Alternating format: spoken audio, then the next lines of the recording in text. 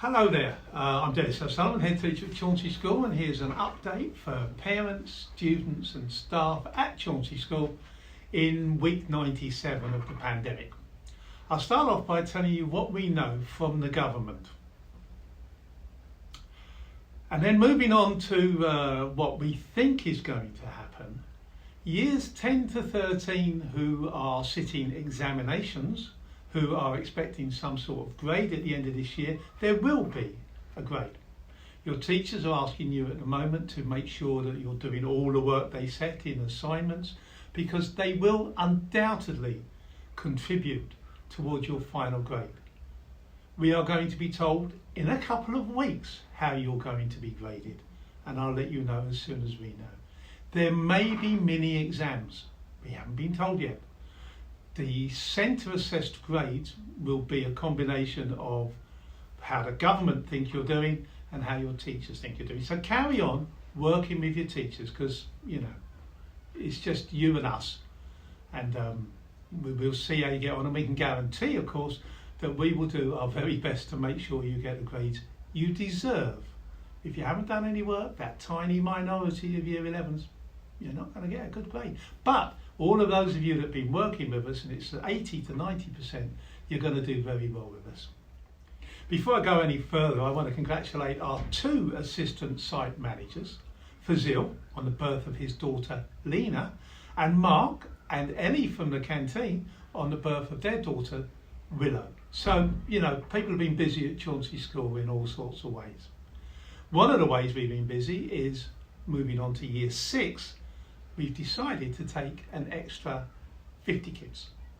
This will help pay off the debt from the building, but also we are incredibly popular at the moment. Even taking these extra 50 kids, taking us up to 270 in year 7 in September. We got 72 on a waiting list, and I'll have to sit through days of appeals. So we are at the height of our popularity. Thank you all, because word of mouth from the students and the parents is what makes us successful. We will do some year 6 transition work. We will be back as a school whenever the government decide we can come back, and whenever advised by Steve Walton, Di Carey and the governors, whenever I feel it's safe enough to come back. So we look forward to that. Some people have talked about putting up marquees in schools. I'm afraid all the marquees are currently being used in Whitehall, because they're preparing for the circus. At the moment, all they've got is the clowns. So we are progressing with our new building. I did a tour of it today, and we've got the walls, we've got the roof, we've got the internal walls, we've got the floor, so it will be there in September.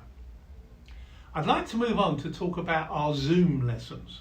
Zoom is exhausting for so many people, the kids and the staff. Nobody signed up to be staring at a screen for 25 hours a week, and the toll on the staff is enormous, so welcome to half term for us all. We have got a rule that we insist on seeing the people with whom we're talking, and there's a few parents think that's odd. Our safeguarding rule is that our teachers see the students. Our good practice as individuals, human beings and teachers is that we don't think you're anonymous. We like to see who we're dealing with. So there you go, that's what we do. And we've got over 80% compliance with our Zoom lessons, so well done to all the kids. We are rewarding them all in the normal way. If you look at the Facebook page which Steve Walton puts together, you will see literally hundreds of children and students rewarded by being praised for their art, their philosophy, their music, their PE. And on that, well done to Tom Kendall for his massively successful afternoon PE lessons. We've got something like 700 people looking at them on YouTube, which is still only half of the number that I'll get looking at this video. So there you go.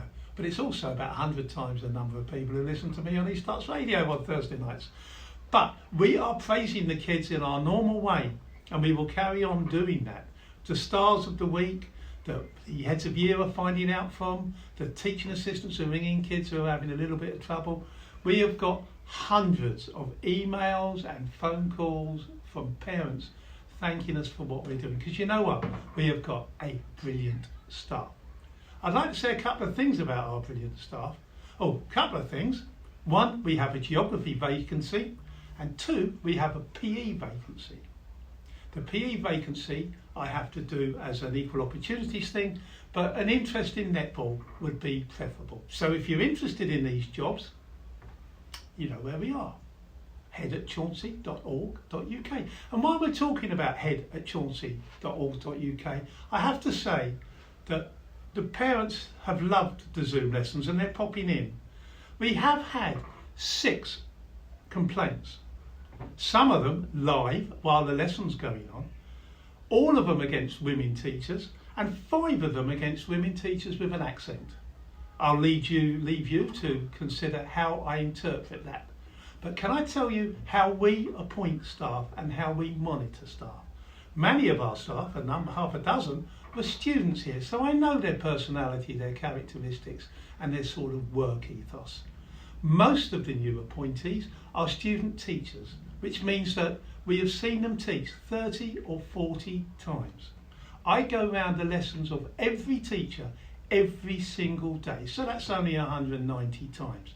We have performance management and we have all sorts of monitoring that goes on. So if you want to pop in for 10 seconds because your kid's shouting at somebody and you want to join in shouting at the teacher, could you not, please?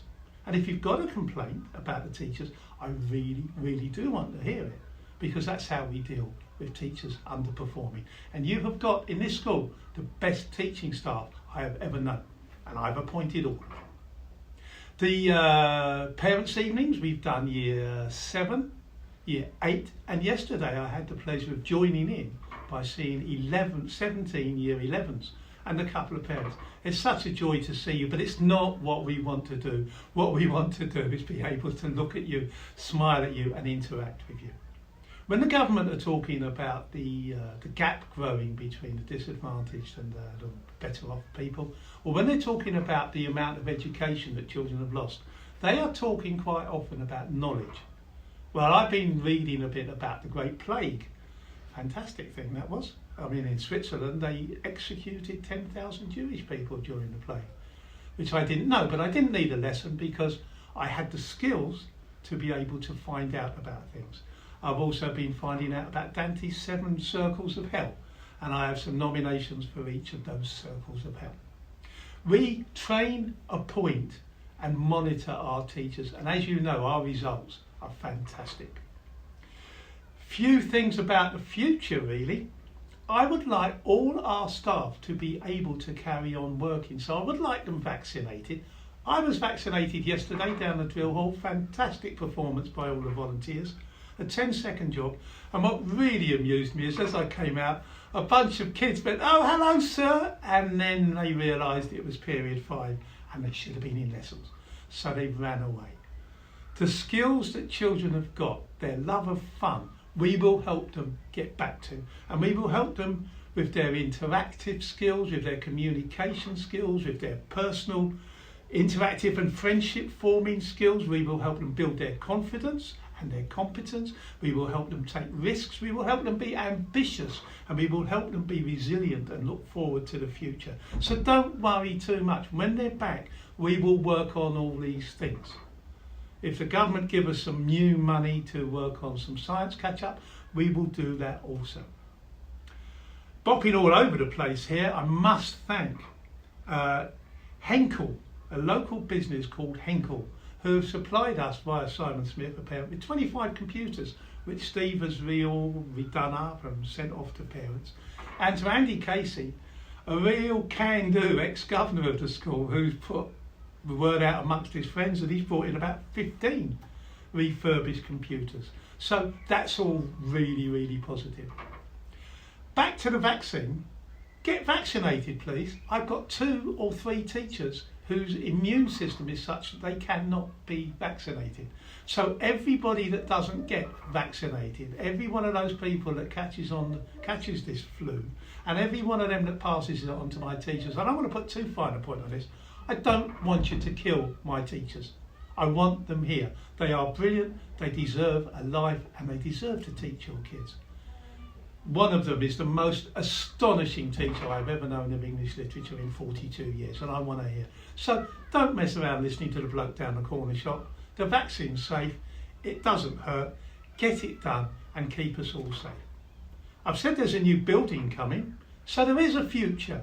The future is going to be these daffodils coming and the lambs gambling around in the fields. And the children are going to come back to school and they are going to play. There is a buzz when you meet the kids online and when you meet them out on the street. I love the fact that they will wave and say hello to me, even though they should have been in school. And also, I have to tell you, we're playing football at Tottenham now, even though we're losing. And also, my last pair of Doc Martens lasted me 14 years in school. I've thrown them away, but it's not the end of anything. I bought a new pair. So I'm looking forward to wearing them out and working with all of you. Stay safe. Any questions? Obviously Steve Waltwood gets all of them, but you can also do me. Any problems, any queries, just email us at the school. Stay safe, please be smiling and look forward to a wonderful future at the most successful school with the most brilliant teachers you'll ever find.